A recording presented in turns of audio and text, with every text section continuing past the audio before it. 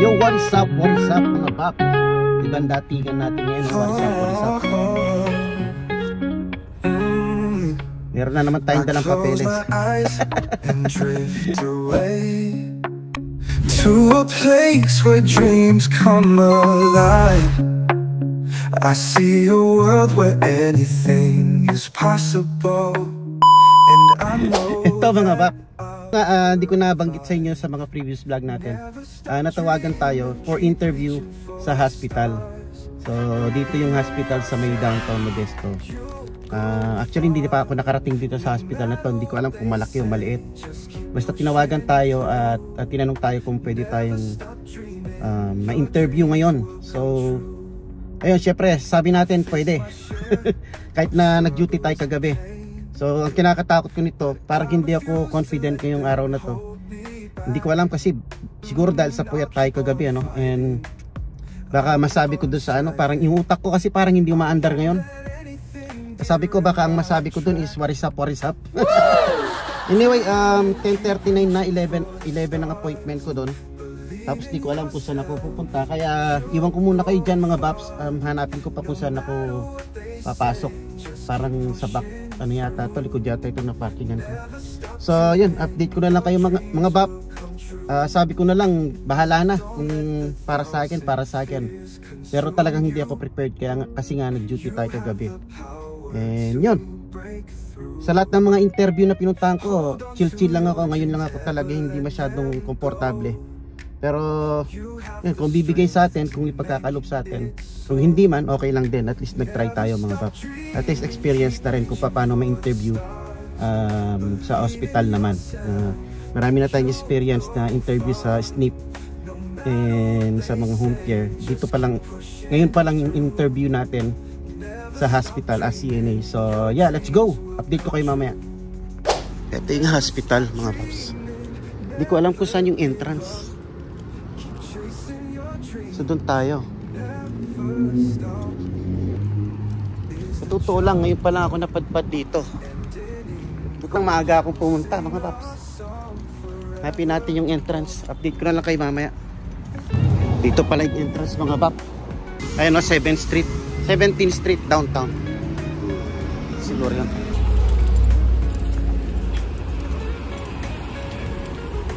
Dami ko ng experience na interview. Ngayon lang ako nervyos. Dahil ba hospital gano'n? Wala na si Batman. Oh my gosh. Wala man 5 minutes. Mas matagal pa yung nilakaran namin papunta doon sa conference room kaysa sa interview mga paps. Sabihin ko sa inyo mamaya. So yun mga pap. Nakalabas na tayo doon sa may downtown. Kasi yun yung conflict na lugar kaya ayaw kong mag-vlog doon. So nakalabas na tayo doon, strict na namin to. Pwede na natin ituloy yung conversation natin. So yun nga, napakatagal nung napakabilis. Napakabilis nung interview mga bab. Tinanong lang, ang unang tanong niya, tell me about yourself. Doon na nag-umpisa yon. Sinabi ko lahat yung mga dapat ko sabihin. And tapos naging insert na siya ng mga tanong. Kagaya nung sinabi ko na CNA tayo. And matagal na tayong CNA. Pero sa Pilipinas pa, CNA tayo. Hindi nga lang CNA ang tawag doon. Nursing aid or nurse aid. Pagkatapos sinabi ko na rin na may experience tayo doon. Tinanong niya kung anong mga ginagawa. Natatandaan mo pa ba kung anong ginagawa ng mga nursing aid sa hospital na pinagtrabahoan mo? Sabi ko oo. Tapos in-insert ko na rin kung yung mga experiences natin dito sa sa SNP, skilled nursing. Tapos sinabi niya bakit daw ako bakit daw ayaw ko sa nursing as skilled nursing Tapos sinabi ko yung conflict yung yung schedule ko dahil nga rotation yung kanilang schedule. Dito magandang schedule, 3 days, yun ang hinahabol natin, yung 3 days duty, 12 hours. Di ko alam kung masarap yun. Kung titingnan mo parang masarap kasi 3 days ka lang pumapasok although 12 hours siya. Tapos 4 days ang off mo. Kung titingnan natin, parang ang ganda pero may mga nagsasabi na mahirap din daw. Pero yeah, we'll try. Open tayo sa mga situation, sa mga experiences kagaya nun. Yun, sabi ko nga pala, sinabi ko rin na kasi gusto kong maging mas broad ang aking skills regarding sa CNA, ano. And sinabi ko nga yung title natin is direct support, and gusto kong i-apply ngayon ang pagiging certified nurse assistant natin. So yeah, tapos yun lang talagang tinanong niya, mga paps. Parang yun lang, tapos pinasa niya na sa akin. Sabi niya, may tanong ka ba? May tanong ka ba sa akin? Sabi niya. Tapos typically, sabi niya, in-explain niya na i-forward niya daw sa HR yung papers natin. Tapos yung HR magdi-decide. Parang siya yung magdi-decide. So sino yung kausap ko? Parang LVN yung kausap ko. Parang siya yung siguro siya yung mahawak sa mga CNA, no? So sabi niya, ipapasa niya yun. Tapos yung paper ko. Tapos within a week maghihintay ako ng tawag ng result. So hopefully tatawagan tayo, kasi ngayon ko lang na-experience yung ganyan na natatawagan eh. Kasi doon sa dalawang stint na in-applyan ko, sinabi kaagad kung tanggap ako, hindi. Pero in-explain niya naman kung yung orientation, 2 days orientation na day. So kailangan kung sakali kailangan kong gumawa ng paraan na makapagtrabaho ako ng day, at least 2 days na weekdays. Kasi tinanong ko kung pwede bang yung orientation na days pwede kong gawin na Saturday, Sunday, kasi meron nga akong hatid sundo ng mga estudyante. Pero ang sabi, yung nagti-training daw o yung nag-orient is weekdays lang pumapasok. So yun, so sabi ko, sige kung sakaling mahaya ako, gagawa na lang ako ng paraan para makapag-orientation nung 2 days. Total yung training naman, yung training na talaga, kung ano yung gusto kong schedule. Kung na-hire na ako halimbawa at nandun na ako sa training process, pwede na panggabi na ako mag-duty. Doon na ako magte-training sa schedule na gusto ko talaga. Ang schedule dyan is 6:30 to 6:30, 12 hours. So swak na swak yung oras para sa akin. Kasi si Bunso, yung estudyante natin kailangan 7:30 nasa bahay na ako. Dito lang naman yan, 11 minutes away from home. Dito yung sa amin, dyan lang sa downtown. Tapos pag gabi naman, hindi naman masyadong traffic. So okay siya. And yun, yeah, hopefully makuha natin.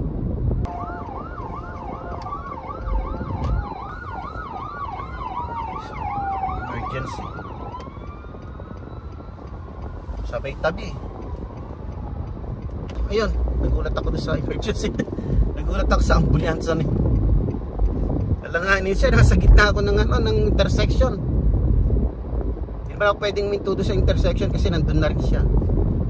So anyways, ayun hopefully kung ibibigay sa atin, sabi ko nga kanina, wala ako sa parang wala ako sa sarili ko, hindi ako confident kasi nga puyat tayo, wala ako sa isip ko, wala ako sa hulog.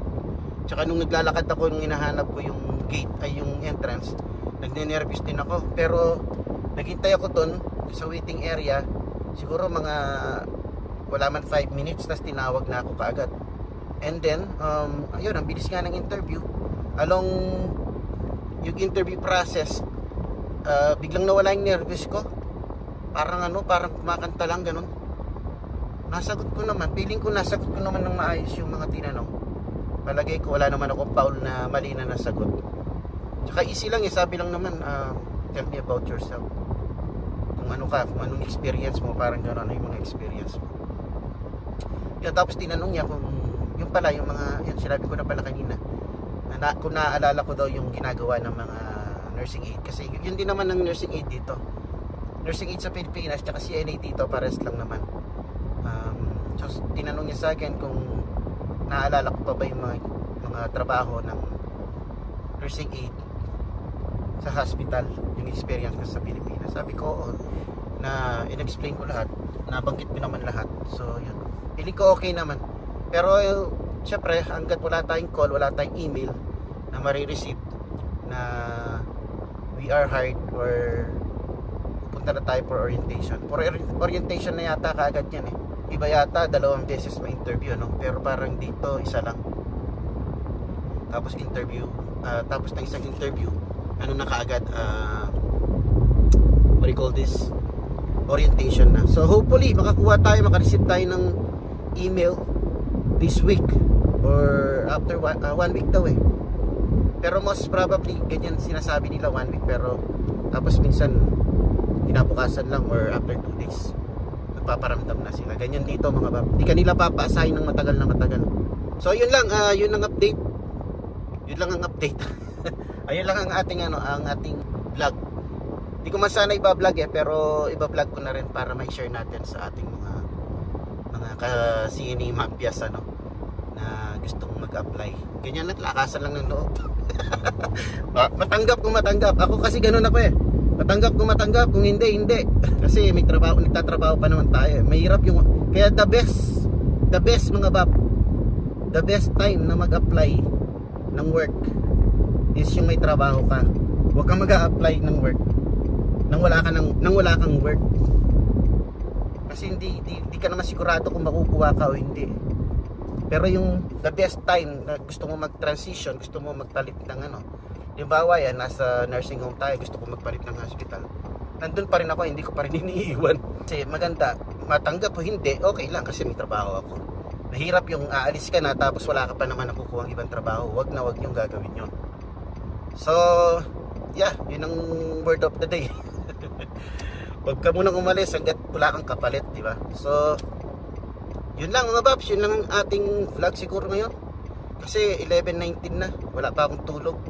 Siguro tatry kong maidlip muna. Tulog na ako. Good night mga babs. Peace. Yo, what is up mga bab? Time check 11:25. Gabi na naman mga bab. So dito na ako sa harap ng work ko. May 5 minutes pa tayo mag-close ng ating vlog from kaninang umaga, So ano ba yung pinag-uusapan natin kanina? Nakalimutan ko na rin, Kasi nga natulog na ako nun. And actually hindi ako nakatulog pala. Hindi rin ako nakatulog kaagad kasi natid pa natin si manager. Nabuhayin ako ng dugo. Tapos parang di pa ako maka-get over sa interview natin na napakabilis, Pero wala pang result. Hintay daw tayo ng 5 days. Sabi nung nag-interview sa akin ng LVN. So typically daw 5 days. Hintay natin ng 5 days. Kung walang tumawag or wala akong email, siguro hindi tayo napili, Pero napaka-easy nung interview. Feeling ko naman, nasagot ko naman. Pero hindi natin alam syempre kung tayo pipiliin. Kasi nung nandun pala tayo, hindi lang naman ako yung na-interview. Meron pang iba na CNA. So kung sila mas matagal na sa pagiging CNA, yung mga experience nila, baka mas matagal kaysa sa atin. Siguro baka mapili sila or tayo. Depende depende mga babs. So yeah, update ko na lang kayo mga babs kung anong mangyayari. Kung makuha, thank you Lord. Kung hindi, baka hindi pa para sa atin. Ganun lang naman. Kaya kagaya na sinabi ko kanina, mas magandang mag-apply or mag-transition kung habang meron kang work, para at least kung hindi ka man makuha, hindi ka mapili, okay lang kasi meron ka naman work. Wag kang aalis muna sa work mo nang wala kang kapalit na mas maganda, kumbaga, di ba? Kaya ayun mga babs, 11:27 na, ilang minuto na lang papasok na ako. Gabi na naman mga bab, mga kapuyaters, mga ka-CNA Pinoy Mapias. Pasok na naman tayo and maraming salamat sa pagsama sa ating vlog for today. Very lang yun, quick vlog lang. Hindi ko man sana i-vlog kasi ayoko nagvo-vlog ng ganun yung wala pang resulta, gusto ko sanang i-vlog pagka andyan yung result, kumbaga. Gusto kong ibalita sa inyo pagbasag na yung sisiw, hindi yung nangingitlog pa lang yung manok, binibilang na natin yung yung itlog. So yan, anyways, by the way, highway mga bab, maraming salamat ulit sa pagsama sa ating vlog for today. And yeah, Thursday na ngayon, papasukan ko is Thursday na. 2 nights na lang mga kapuyaters and matatapos na tayo sa ating week na naman, days off na naman. So pag nakuha natin yung schedule doon, yung work doon sa hospital, feeling ko mas maganda siya. Kasi meron silang choices na 3/12 na tinatawag. So 3 days ka lang papasok sa isang linggo. Yun nga lang 12 hours. Yan, kaya 3/12 ang tinatawag nilang 3/12. And nabanggit pala nung nag-interview sa akin na ikaw ang magsiset ng schedule mo, which is pabor sa akin yun mga paps. Kaya lang in regard sa sa schedule, ikaw mag-i-schedule sa sarili mo kung kailan mo gusto pumasok. Basta't mabuo mo yung 3 days in 1 week. Ang ano nga lang doon is seniority daw. So yung mga senior, syempre sila yung pagbibigyan sa mga weekends.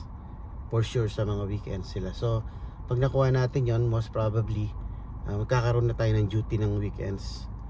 Pero okay lang yon mga bab, kasi kailangan natin pumasok sa sa entry, kumbaga entry level natin yan. Darating din dun sa point na magiging tayo, senior. Kumbaga stepping stone natin to. So yeah, ganoon na lang. Update ko kayo kung ano mangyayari mga Baps. Hopefully ibigay sa atin. Kung sa atin, kung hindi, okay lang, di ba mga Baps? So yeah, paalam na ako sa inyo, and till the next vlog, peace.